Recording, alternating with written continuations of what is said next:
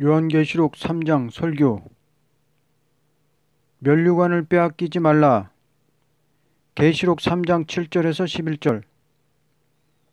하나님은 예지와 예정이 계신 섭리 속에서 모태로 택하기도 하고 택함 받은 자의 잘못을 회개시켜 용서하기도 하고 70번씩 7번이라도 용서하라는 너그러운 사랑이 있는 것이다. 그러나 본문에 면류관을 빼앗기지 말라는 것은 자기가 싸워서 이겨야만 얻는다는 뜻이 내포되어 있다. 이것은 구원 문제가 아니고 왕권 문제가 결부된 것이다. 이제 어떻게 하여 면류관을 뺏기지 않느냐 하는 데 대하여 빌라델비아 교회의 편지에 기록되어 있다. 1. 적은 능력을 가지고도 말씀을 지키는 일. 8절 상반절. 볼지어다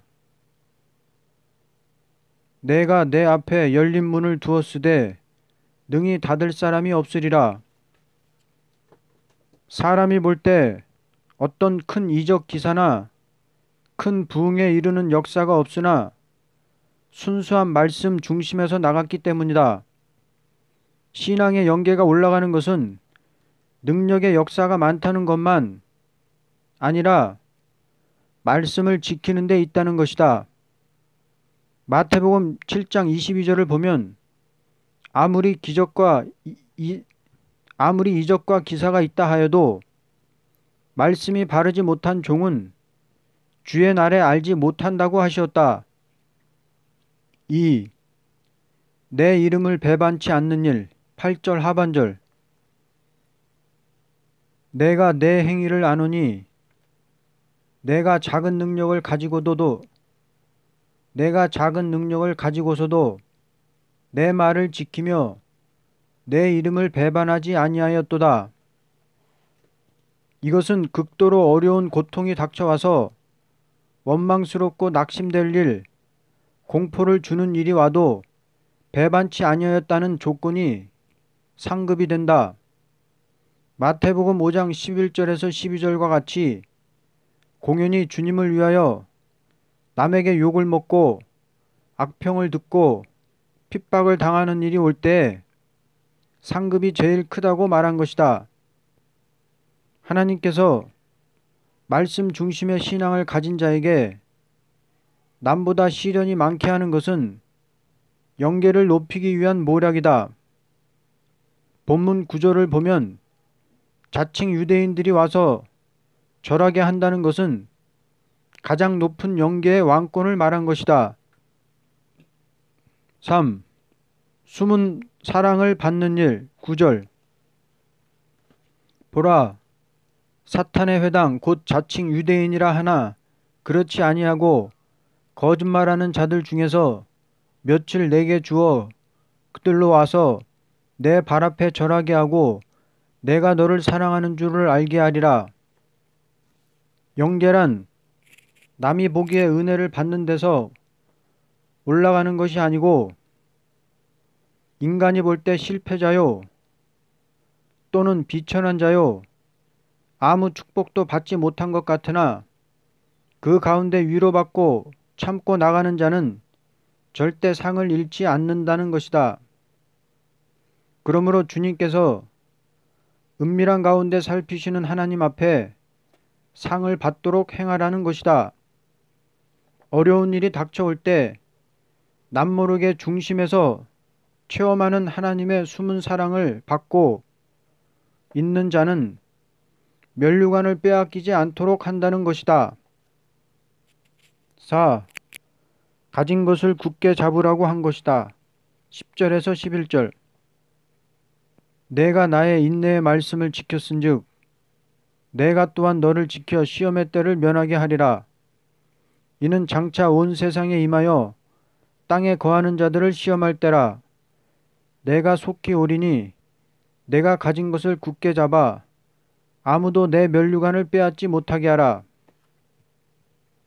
우리는 주님께 은혜를 받는 것도 귀한 일이지만 받은 것을 잃지 않고 보존하는 일이 더 큰 일이다. 예를 들면 부모가 어린아이에게 무엇을 줄 때 잘 건사하고 잃어버리지 않는 자이면 더 좋은 것을 주겠다는 것이다. 잃어버리는 자에게는 더 좋은 것을 줄 수가 없는 것이다. 이와 같이 주님께 받은 것은 적은 일이라도 끝까지 참고 나가면 면류관을 빼앗기지 않는다는 것이다.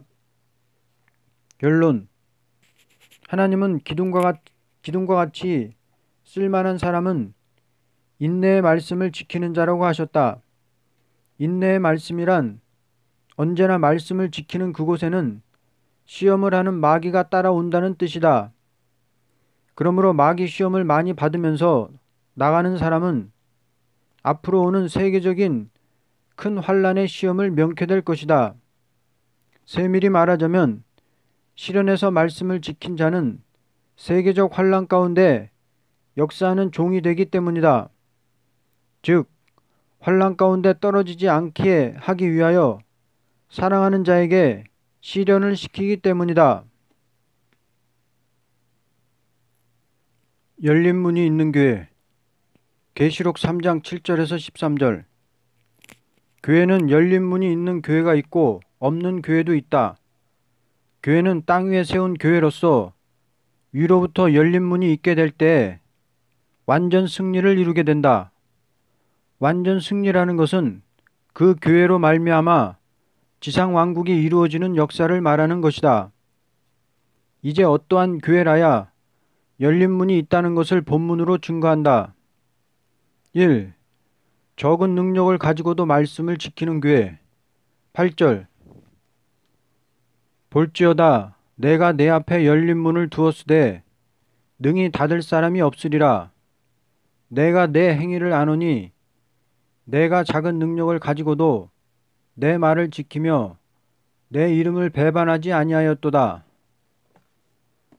하나님께서 사랑하는 자에게 무조건 큰 능력을 주시는 것이 아니오 사람으로서 최선의 힘을 다하기까지 적은 능력을 주시는 것이다. 이것은 사랑하는 자의 충성과 진실을 보기 위한 하나님의 선한 방법이다.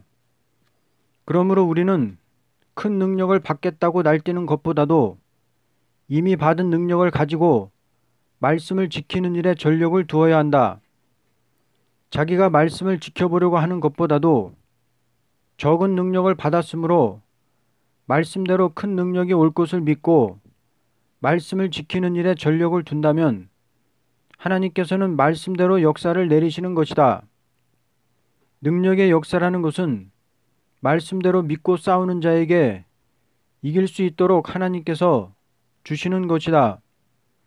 그러므로 우리는 날마다 정확무오한 말씀을 깨닫는 데서 말씀대로 살아보려고 노력할 때 말씀대로 역사하시는 하나님의 능력은 어려운 일이 온다 해도 더 큰 역사를 내리시게 된다. 만일 어떤 사람이 하나님의 말씀을 믿는다 하면서 그 말씀대로 될 줄 믿고 싸우는 것이 없다면 그 사람을 하나님께서 책임을 질 수가 없다는 것이다. 2. 주의 사랑으로 승리하는 교회. 9절. 보라, 사탄의 회당 곧 자칭 유대인이라 하나 그렇지 아니하고 거짓말하는 자들 중에서 며칠 내게 주어 그들로 와서 내 발 앞에 절하게 하고 내가 너를 사랑하는 줄을 알게 하리라. 참된 승리라는 것은 주님께서 사랑하느냐에 의하여 있는 것이다. 아무리 거짓말을 하는 자들이 괴율적으로 대항한다 하여도 말씀대로 싸워 나가는 자라면 주님께서 승리하도록 역사해 주신다. 열린 문이라는 것은 사랑하는 자에게 잠잠히 역사를 내리는 것이니 누구든지 항상 열린 문이 있는 자라면 왕권을 받게 되므로 원수의 세력이 자동적으로 굴복당하게 되는 것이다. 만일 어떤 사람이 자기의 방법으로 남을 굴복시키려고 한다면 주의 사랑을 받은 자가 아니오 자기가 자기를 사랑하는 자이다. 그러므로 인간 방법을 취하는 시간부터 벌써 주의 사랑을 떠난 행동이니 주의 사랑을 받은 자는 말씀을 따라서 나갈 때에 말씀대로 역사하는 주의 사랑으로 넉넉히 이기게 된다. 3. 주께서 지키는 교회 10절. 내가 나의 인내의 말씀을 지켰은즉 내가 또한 너를 지켜 시험의 때를 면하게 하리니 이는 장차 온 세상에 임하여 땅에 거하는 자들을 시험할 때라. 교회라는 것은 항상 은혜의 문이 열려 있을 때에 그 교회는 주님께서 보호해 주실 책임이 있는 것이다.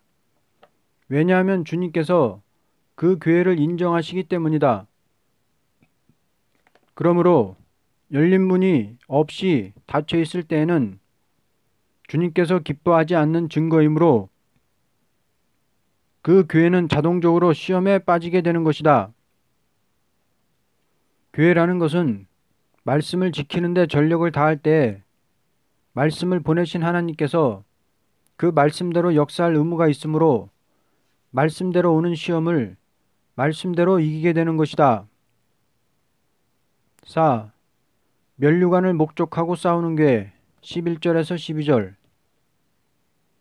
내가 속히 오리니 내가 가진 것을 굳게 잡아 아무도 내 면류관을 빼앗지 못하게 하라.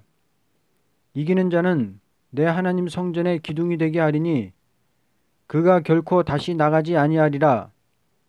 내가 하나님의 이름과 하나님의 성 곧 하늘에서 내 하나님께로부터 내려오는 새 예루살렘의 이름과 나의 새 이름을 그의 위에 기록하리라. 하나님께서 항상 교회의 성신의 역사를 내리는 것은 면류관을 빼앗기지 않고 왕권을 받게 하기 위한 방법인 것이다. 그러므로 면류관을 목적하고 싸우는 교회라야 항상 열린 문이 있는 것이다. 주님께서 원하시고 기다리는 것은 면류관을 받을 종들의 수가 차는 것이다. 그러므로 주님께서 이 땅에 다시 오시는 것은 일한 대로 면류관을 주기 위한 목적이다. 항상 면류관을 빼앗기지 않도록 싸워야만 문이 닫히지 않고 열려있는 교회가 되므로 재림의 주를 맞이할 수 있는 교회가 되는 것이다. 결론. 교회는 열린 문이 있을 때 승리후 열린 문이 없을 때 쓰러지고 만다.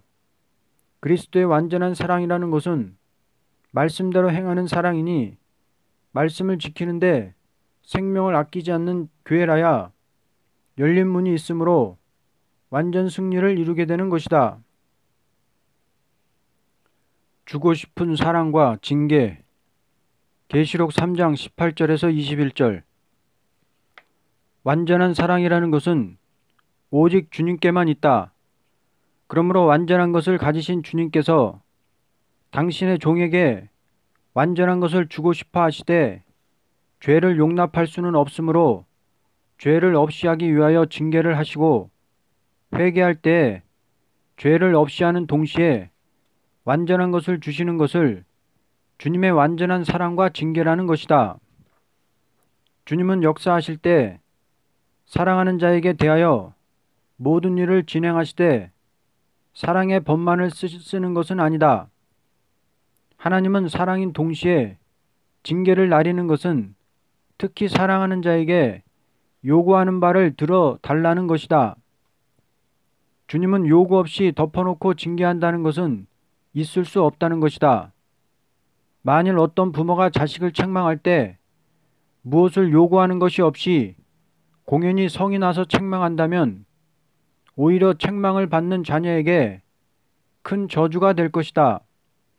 그러나 부모가 자식을 책망하고 징계할 때 무엇을 요구하는 안타까운 심정이 있어서 자식을 책망한다는 것은 큰 축복이 될 것이다. 이제 주고 싶은 주님의 사랑과 징계에 대하여 본문으로 증거한다. 1. 주고 싶은 사랑으로 권함 18절. 내가 너를 권하노니 내게서 불로 연단한 금을 사서 부유하게 하고 흰옷을 사서 입어 벌거벗은 수치를 보이지 않게 하고 안약을 사서 눈에 발라 보게 하라. 소위 하나님의 교회의 사자라 하면서 가난하고 헐벗고 캄캄한 사람이 되었어도 주님은 양떼를 불쌍히 보는 사랑 속에서 그 종에게 부요한 것을 주고 싶어 하시며 흰옷을 주고자 하는 동시에 그 눈도 밝게 해서 올바른 종이 되기를 바라는 마음으로 권할 때에 완전한 것을 사라고 한 것은 다음과 같은 뜻이 있다. 첫째, 완전치 못한 것을 주님께 맡기고 완전한 것을 받아가지라는 것이다. 둘째, 희생할 때에 주님께서 완전한 것을 준다는 것이다. 셋째, 생명을 아끼지 않고 순종할 때에 주님께서 완전한 것을 준다는 것이다. 주님의 완전한 사랑이라는 것은 무조건 준다는 것이 아니요 자기의 것을 희생하는 자라야 준다는 것이다. 오늘의 하나님의 종이라 하면서 완전한 것을 받지 못하는 것은 희생이 없기 때문이라고 본다. 주님께서 말씀하시길 누구든지 내 제자가 되려면 자기를 부인하고 십자가를 지고 나를 따라야 된다고 하였고 집이나 전토나 부모나 형제까지라도 다 버리고 따라오는 자라야 된다는 것은 희생적인 사람이 되어야만 한다는 것이다. 그러므로 아무리 유익이 많이 있다 해도 주님께서 내게 주는 것이 아니라면 그것은 아무런 유익도 될 수 없다는 생각에서 자기의 것을 희생하는 자라야 주의 것을 받을 수 있다. 주고 싶은 주님의 사랑에 불타는 심정에서 안타까워하는 말이 열심을 내라는 것이다. 하나님의 법은 열심을 내는 자에게만 준다는 것이 은혜를 주는 법이기 때문이다. 사람이 열심을 안 내는 게으른 자에게는 징계를 하는 것이요 열심을 내야만 좋은 것을 준다는 것이다. 어떤 신자가 열심이 없이 잠을 잔다면 그대로 은혜를 주시는 주님은 아니다. 열심히 나도록 때리는 것이다. 기쁜 일이 있을 때 열심을 내고 괴로운 일을 당할 때는 열심이 없으니 주님의 요구는 괴로운 일에 열심을 내는 자를 원하신다는 것이다. 즉 징계가 올 때 열심을 내면 영적 향상이 되기 때문이다. 예를 들면 부모가 자식을 책망할 때 전보다 더 열심히 일한다면 부모는 만족한 마음으로 더 기뻐할 것이다. 2. 주고 싶은 사랑으로 징계함.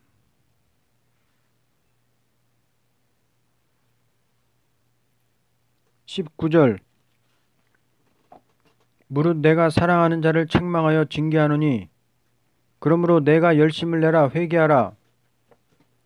주님의 사랑이라는 것은 주고자 할 때에 권하는 것으로 끝을 맺는 것이 아니오 권해도 순종치 않을 때에는 징계를 해서라도 완전한 것을 주고자 하는 것이다. 언제나 징계라는 것은 완전한 것을 주고자 한 데서 오는 것이니 누구든지 징계를 받을 때 주고자 하시는 하나님의 사랑을 깨닫고 열심을 내야만 한다. 주고 싶어 하시는 주님의 징계를 받고도 열심을 내지 않는다면 소와 나귀보다도 못한 인간이라고 볼 수 있다. 왜냐하면 아무것도 모르는 소와 나귀도 주인이 시키는 일은 그대로 따라하기 때문이다. 주인이 때릴 때 열심을 내어서 빨리 하는 일이 소와 나귀에도 있는데 소위 사람이라 하면서 징계를 받고도 열심을 내지 못한다면 아무런 소망이 없는 인간이라고 볼 수 있다. 그러므로 누구든지 징계를 받고 열심을 낼 때 주님은 오히려 징계를 하시고도 기뻐하시는 것이다. 3. 주고 싶은 사랑에서 문을 두드림. 20절 볼지어다 내가 문 밖에 서서 두드리노니 누구든지 내 음성을 듣고 문을 열면 내가 그에게로 들어가 그와 더불어 먹고 그는 나와 더불어 먹으리라. 하나님의 징계라는 것은 사랑하는 자에게 완전한 것을 주기 위한 것이다. 예를 든다면 문을 닫고 있는 사람을 찾아가서 문을 두드리면서 빨리 열라고 재촉하는 자와 같은 심정이다. 하나님께서는 당신의 완전한 것을 사랑하는 종에게 주지 않으면 견딜 수가 없는 불타는 마음을 가지셨다. 그러므로 누구든지 하나님의 불타는 사랑을 믿고 마음의 문을 여는 자라면 얼마든지 만족함을 받게 되는 것이다. 만족이라는 것은 인간의 물질을 초월한 데서 있는 것이니 하늘의 것을 먹고 마시는 생활에 들어감으로 있게 된다. 그러므로 이것은 자기가 직접 받아 보지 않고는 도저히 이해할 수가 없는 것이다. 기독교인의 신앙이라는 것은 직접으로 먹고 마시는 체험이 있음으로써 완전한 인격을 이루게 되는 것이다. 주님께서는 마음 문을 열고 있는 사람에게는 얼마든지 은혜를 주는 것이로되 마음 문을 닫는 사람에게는 은혜를 줄 수 없는 것이다. 누구든지 마음 문을 열고 주님을 바로 믿는 사람은 정상적인 은혜를 계속 받게 될 것이다. 마음을 연다는 것은 항상 사모하는 마음을 가리킨 것이다. 즉, 항상 자기 부족을 깨닫는 심정에서 좀 더 은혜를 받아야 되겠다는 마음이 생기는 것을 말한다. 주님께서 우리에게 재촉하는 것은 기도다. 혹 마음을 닫고 기도를 아니하여도 괴로움이 없다면 이 사람은 주님이 사랑하는 사람이 아니다. 문을 두드린다는 것은 주님이 항상 마음을 재촉한다는 뜻을 가리킨 것이다. 성령이 내게 함께하는 증거는 항상 듣고 마음을 열고 먹는 일이다. 누구든지 듣고 먹는 자는 완전한 그리스도와 같은 지위를 소유하게 된다. 이것이 신앙 향상의 큰 요소가 된다. 4. 주고 싶은 사랑으로 보좌에 함께 앉게함. 21절. 이기는 그에게는 내가 내 보좌에 함께 앉게 하여 주기를 내가 이기고 아버지 보좌에 함께 앉은 것과 같이 하리라. 하나님께서 인생에게 가장 주고 싶어 하시는 것은 보좌에 앉아서 영광을 누리게 하는 것이다. 예를 든다면 어느 부모든지 자식을 기를 때 영광스러운 자리를 얻는 사람이 되기를 원하는 것과 같다. 하나님께서 당신의 종들에게 그리스도와 함께 보좌에 앉아서 영광을 누리게 하겠다는 것이 역사를 나리는 한계이다.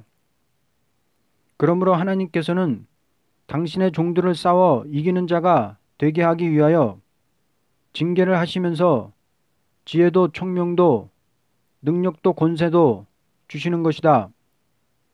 우리 인생이라는 것은 주고 싶어 하시는 그 사랑을 믿고 항상 문을 열고 영접하는 것 밖에는 아무런 것도 할 자격이 없다.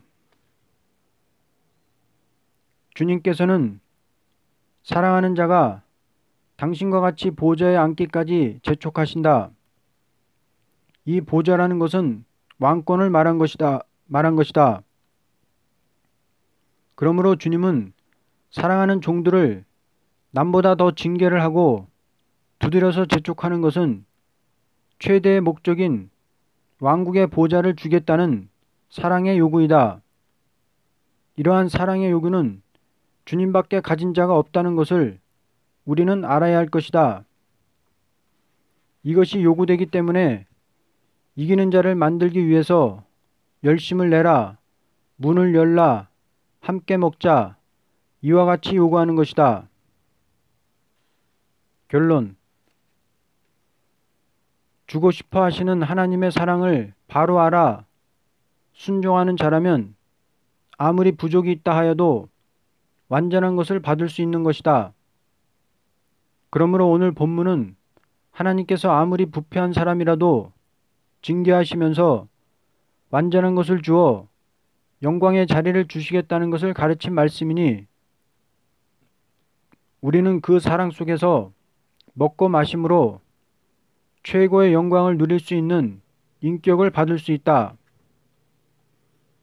기독교 신앙이라는 것은 사람이 먼저 구하니까 준다는 것이 아니오 주님께서 먼저 사랑하는 자를 향하여 요구하는 바를 믿고 순종하는 것을 기독교 신앙이라 하는 것이다. 지성이면 감차원이란 말은 복음과 신앙과는 거리가 먼 것이다. 주고 싶은 사랑 속에 요구하는 심정을 만족하게 들어준다면 보좌에 앉는다는 것이다. 그러므로 순종이 제사보다 낫다는 말씀은 나의 요구를 들어달라는 것이다. 아멘. 시험의 때를 면하는 사람이 되자. 계시록 3장 7절에서 13절. 가장 복된 사람은 온 세상을 시험할 때 시험의 때를 면하는 사람이 가장 복된 사람이다. 학생에게 마지막 시험 치는 단계다. 한번 시험 친 다음에는 다시는 시험 전쟁이 없고 평화롭다. 그러니 강교한 마귀 하나님이 들어쓴다는 게 틀림없다. 시험은 하나님의 허락 없이는 없다. 무슨 목적으로 하나님이 시험해 보느냐 하는 것을 아는 사람이 가장 지혜로운 사람이다. 목숨 바치겠다 하면 시험해 본다. 어디 끝까지 견디나 보자. 시험 조금도 안 받으려면 되는 대로 믿자. 베드로 맹세하고 망신했지만 마음 안 변하면 버리지 않는다. 시험의 때를 명쾌해 주겠다 했지 우리 보고 해라 하지 않았다. 한번 작정하고 마음만 변치 않으면 넘어져도 일으켜준다. 시험의 때 지금 왔다. 내가 사상 지키나 안 지키나 보자. 네가 충성하나 못하나 보자. 하나님이 지켜줄 수 있는 사람이 되어야 되지 않나. 가정도 교회도 하나님이 지켜주어야 살지 못 산다. 사람이 알아주고 안 알아주고가 문제 아니다. 하나님께 인정받자. 어떤 사람이 되어야 지켜주느냐. 예수만 믿으면 하나님 말씀 몰라도 된다는 자 지켜줄까요? 잘 믿는 게 뭐요? 말씀도 모르고 예언의 말씀 지키는 자 지켜준다. 하나님 책임질 수 있는 자 지켜주는 데는 말씀을 가감없이 지켜야 된다. 믿었다는 조건 아니요. 말씀 지켰다는 조건으로 보호받는다. 천당 가는 말씀 아니고 새시대 가는 말씀이다. 하늘의 천천만 천사는 말씀 지키는 자 보호하려고 배치하여 놓았다. 계시록은 온 천하를 시험하는 때를 명코 새시대 가는 책이다. 이 목사님 십자가 묵상 넓고 높고 깊다. 불 가운데서 원수한테서 보호해 준다는 것이 이사야서이다. 무서워 말라. 두려워 말라. 억울함 당해도 내가 갚아주마. 가난해도 내가 주마. 바라봐라. 승리한다. 금년부터 시험이다. 내가 너희 동방 땅끝 사람 혀가 말을 딱한 사정 줄 것이며 먼저 시험해 보는 것은 선구자 삼으려고 그렇다. 온 천하를 시험하는 시험의 때를 명쾌하는 말씀이 계룡산에 나타났다. 축복받을 사람은 어느 교파에 있든지 따라오고 이 말씀 믿으면 시험의 때를 명쾌한다. 잠꾸러기도 시험 칠 때는 잠 안 오는 약 사 먹어가면서 공부한다. 정신 차리자. 아멘.